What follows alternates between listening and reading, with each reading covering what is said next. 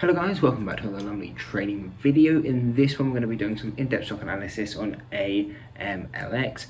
Reason for this is it is one of the leading gappers today, and it is also coming in some deviation levels, so whether you're looking to get long or short, we have levels for that. So to get straight into it, we will go on to the 4-hour and the daily chart, because this is where we tend to get our levels from, because these are going to be the most accurate when we're trying to look to trade. So we can see it is pushing towards, or if it does continue up, it's pushing towards that first deviation. But once we haven't, or if we haven't come into a deviation and we're still looking for support levels for the downside, that's when we'll go on to the half deviations, and that's what we have down here. You can see it at around 1093 and then also at 1156. These are where two support levels are, and that's what we're seeing actually intraday now. AMLX did come back into this first support level, and so these are going to be the key levels to be looking at. If AMLX continues to fall, we're going to be looking at this $11 support. If it breaks and holds below this $11 mark, then that's where we kind of expect it to get fill the gap, and the move will kind of be dead. However, if it ends up pushing up higher, where will our targets be? Then we're going to have one at around $15.10, and then also $14.50, and these are going to be the key levels. We almost hit it pre-market today, but we didn't quite hit it, so this is quite a good sign, because then if it does start pushing up, this will be our level. And again, you can use these levels in different ways depending on how you trade these small cap stocks.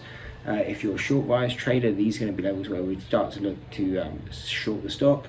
And if you're a long bias trader, these are probably areas where you want to at least be locking in some profits, or at least moving your stops coming into these levels, because they tend to create a sell-off. Now, if prices do continue, we will just give further up targets, but you can tell on this chart that deviations are quite wide, so it will require big moves to actually come into these levels. Because we can see that really the next levels aren't going to be until $21, $22, and obviously that would require the stock to double. So the only problem with that is, yes, we will give you the targets, but these levels probably are quite unlikely to happen, at least anytime soon. But yeah, so you've got the $21.50 and the $22 level, and then if it continues even further, $28.50 and then $29.25. They're going to be our key levels. Now, like I said, if we break this or come down to this $11 support, we would expect a small part of a bounce. And what kind of bounce we'll be looking for? So it doesn't mean it's going to go back up to that next deviation, however that could happen. But you would expect a small bounce, like at least what we got here. You can see it came into this 1150 support. Then we did see about a 5% or so bounce, and again that is the same kind of thing we would expect to see coming into this $11 level. But yeah, if it continues to break this $11 level, holds it, and then continues down further, really our target is just going to be the gap fill, and the reason for that is the statistical mean is still below that gap fill level. So really holding past that gap fill would be considered quite risky. But really these are our levels. Obviously you can be seeing if the news is worth it. All that happened was their drug got an FDA extension, which usually is a good sign because it means further testing.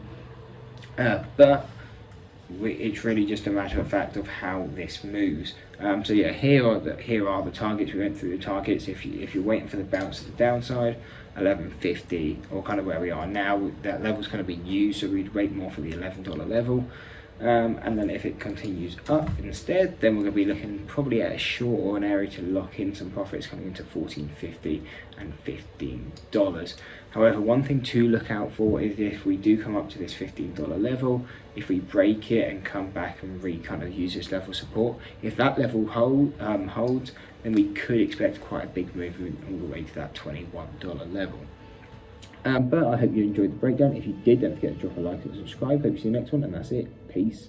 And maybe I'm crazy, only you can save me.